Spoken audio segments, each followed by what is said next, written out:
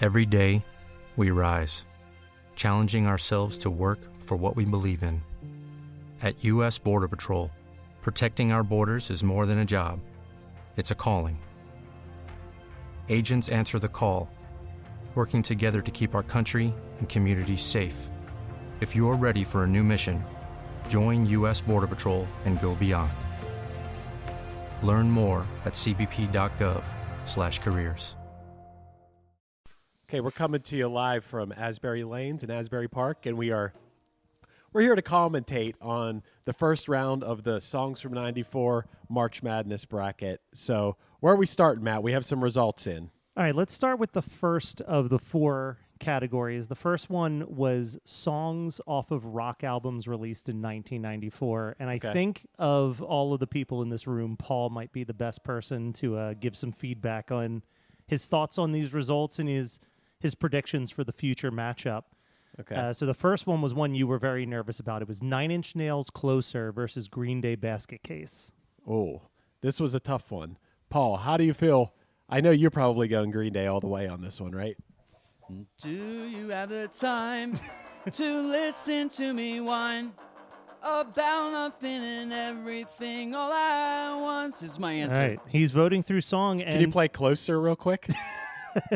I wanna fuck you like an animal. I don't know. Okay. Well, Paul agreed with the audience here. Oh. 63% of the vote went to Green Day Basket Case on that matchup. All right. The second matchup was Offspring Self-Esteem against Nirvana's About a Girl Unplugged performance. Oh, I don't know. I'm hoping Nirvana takes this one, but Paul might be on a Self-Esteem team. Oh, way. Is that how it goes? Yeah. Yeah. Wanna, yeah. Yeah, I'm going with Offspring. Well, Paul is, again, agreeing with the audience. 58% of the vote going to the Offspring Self-Esteem, which means that the next matchup is Green Day Basket Case versus Self-Esteem. Who do you got going into this next round of March Madness? I'll answer like I have been. Do you have the time to listen? Yeah, you get it. Yeah, as it should be. Okay, so here was the closest of these four matchups. Soundgarden, Black Hole Sun against the Cranberries, Zombie. Come on. Am I supposed to answer this? What do you think? What was your pick on that one? Probably the Cranberries won, but Black Hole Sun is a masterpiece of a song. I would say the Black Hole Sun dominated. Really? I would guess. 52% of the vote to Cranberries, Zombie. Whoa! Black Hole Sun eliminated first round. That is a huge upset. That is an upset. That's upsetting. And then the final matchup was Weezer, Buddy Holly against the Stone Temple Pilots, Interstate Love Song. What's with these homies dissing my girl? Why do they got a front? You're going with Buddy Holly over Interstate Love Song? You like Interstate Love Song too. Is that Yep, that's the one. crap? I don't know. No, Buddy Holly. Weezer Blue Album is the jam of all time. Buddy Holly had to take that one. They all agreed 62% of the vote went to Buddy Holly in that category, which means that the next matchup, I think a little bit easier to predict than Green Day Offspring, is Cranberry Zombie versus Weezer Buddy Holly. I feel like Weezer's taking this one pretty easily. I would say Weezer takes this one from me, but I just want to put it out there. Zombie's a great song. It's an amazing song. Amazing.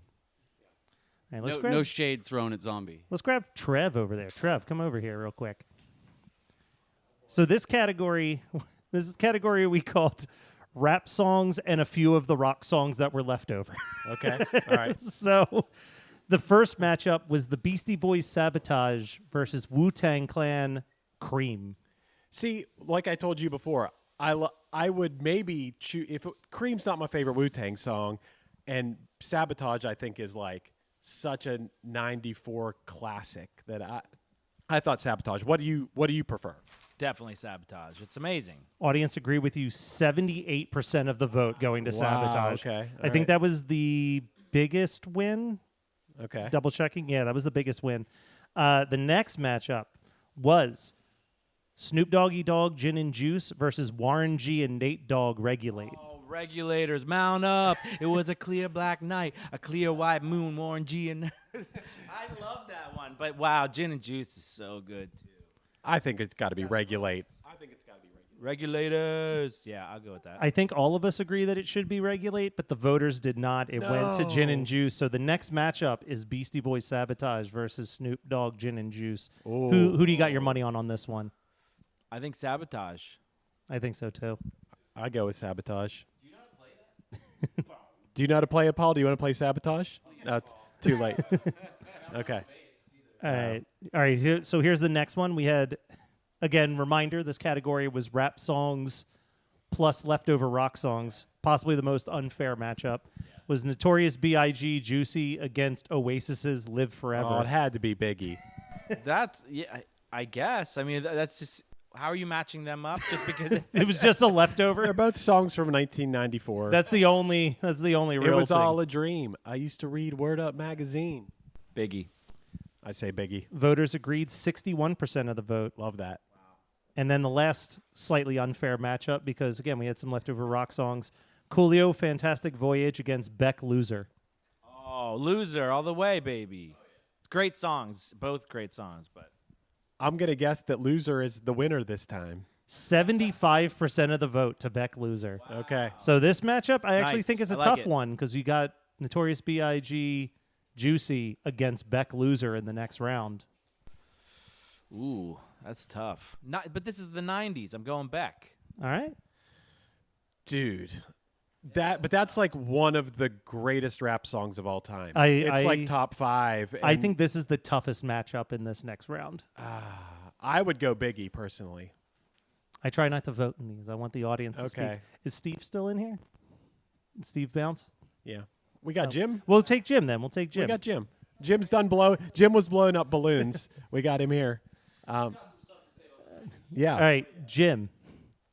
Your matchup category that we're going to talk about, it was singles released in 1994 off of albums released in 1993. Okay. Let's.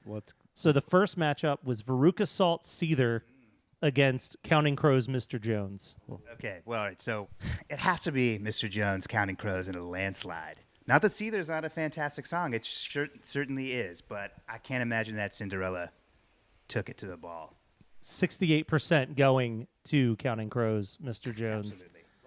Next Love hearing matchup, that. Love hearing that. I would say this was the toughest matchup in this particular quadrant. It was Lisa Loeb's Stay versus Mazzy Star Fade Into You.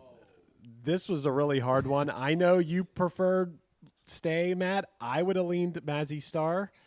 I think that our audience went Lisa Loeb.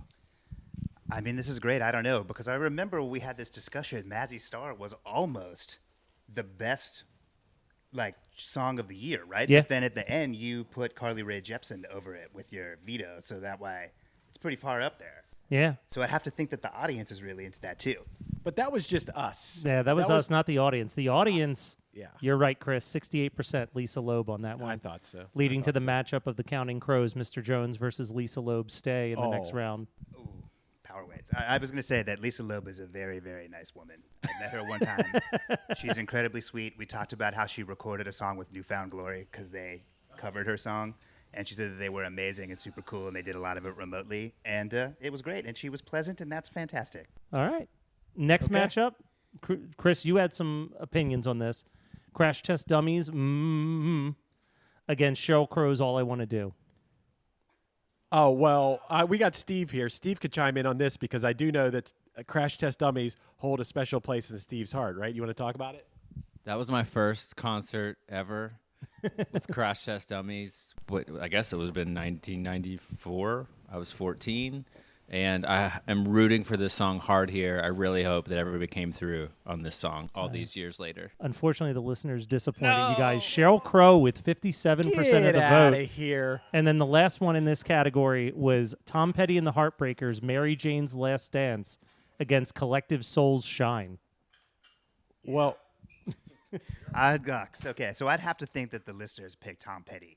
Tom Petty's Mary Jane's Last Dance, the song that you couldn't escape in 1994.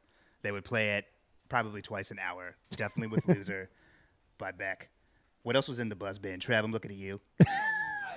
I'm going to have to go with Mary Jane's Last Dance. Chris, you got a thought? I mean, the video for Mary Jane's Last Dance was just so iconic. I am going to go against the grain here. I'm going to say that the audience went with Collective Soul.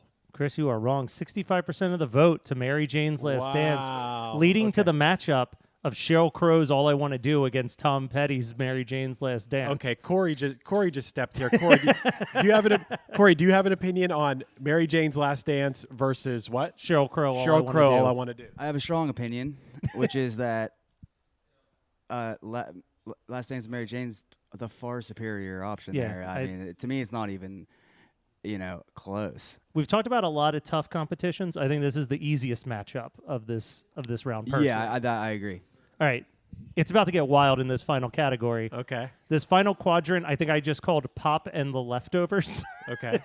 In the Pop and the Leftovers category, we had the matchup of Live's I Alone against Janet Jackson's Anytime, Anyplace. And I was begging our audience to go Janet. He's like, I sure hope that the audience chose Janet. 64% went with Live I Alone. Boo. Talk about shit-town war. All right. So the next matchup in this category was Enigma's Return to Innocence, made popular by the Pure Mood soundtrack, Love it. against Mariah Carey's All I Want for Christmas Is You. This is a hard one.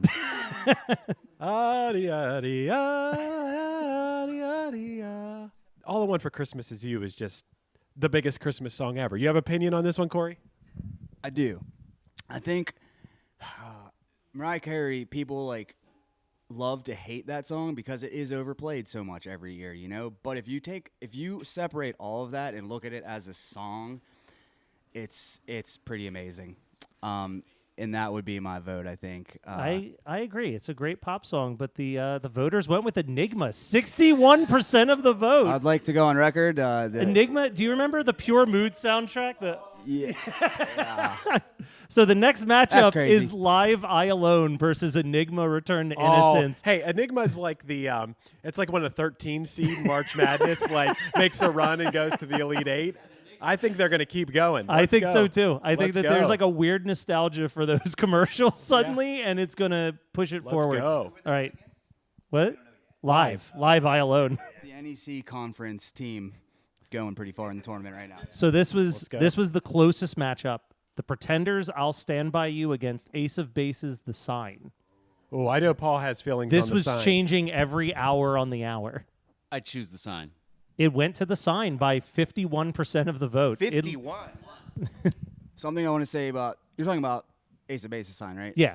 We tried to cover that one time, and it was really hard. We It's- could not think of any way to do it right. Yeah. So Europop's not easy I feel like to that cover. speaks for it being good as it is because we tried, and it was really hard. This final matchup was an equally close call throughout until the final hour. Was TLC Creep versus Boyz II Men I'll Make Love to You. Yeah, well, I'll Make Love to You, I think, is the right choice. Is there anyone in this room who disagrees with I'll Make Love to You in this situation? I mean, I love that sexy trumpet on Creep, but I agree with you that this is the superior song. And so did the audience, but only 52% of the vote. wow, It was okay. No, TLC. So I creep. Yeah, just keep it on the down low. All right. So this leads us to the matchup of Ace of Base, The Sign versus Boyz II Men I'll Make Love to You. I think the momentum is going to go with Ace of Base. And when people out in the audience in the world, I'm not saying but we're not. Look at Trev. No way. No, I'm saying it by it. I'm saying it. I'm planting that flag in the ground. I think Ace of Base is going to take it over Boyz II Men. I think when it comes to Boyz II Men, people want Motown Philly. Let me ask you this question, just hypothetically. Have you ever made love? Honestly, no. So let's say you're correct, right? Let's say you're correct and Ace of Base moves forward in this next round and that the Enigma momentum causes them to go to Enigma versus Ace of Base. Do we see Enigma going into the Final Four? Whoa. Is Ace of Base, do you already have the results for these? This is just the first round. So Okay, we're about... I have knowledge that could absolutely change this competition over in a second. Okay. Should I give that information or not? I mean, we go for it. Ace of Base the dude in Ace of Base has a dark history. Yes, he does. He's connected to like actual Nazi stuff. Boy, and is he. Yeah. Yes.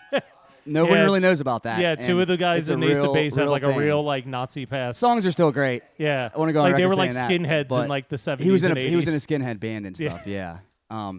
Yeah. Which, so if think you- about if that that when you're matters to voting you, against Boyz II Men. I'm I just would saying. I would say the competition should be based on the best songs, but like I said, that probably would steer some votes another just way. saying. Yeah. Just saying. That's Well, goddamn, I didn't realize it was so problematic before I just stood here and stump for that guy.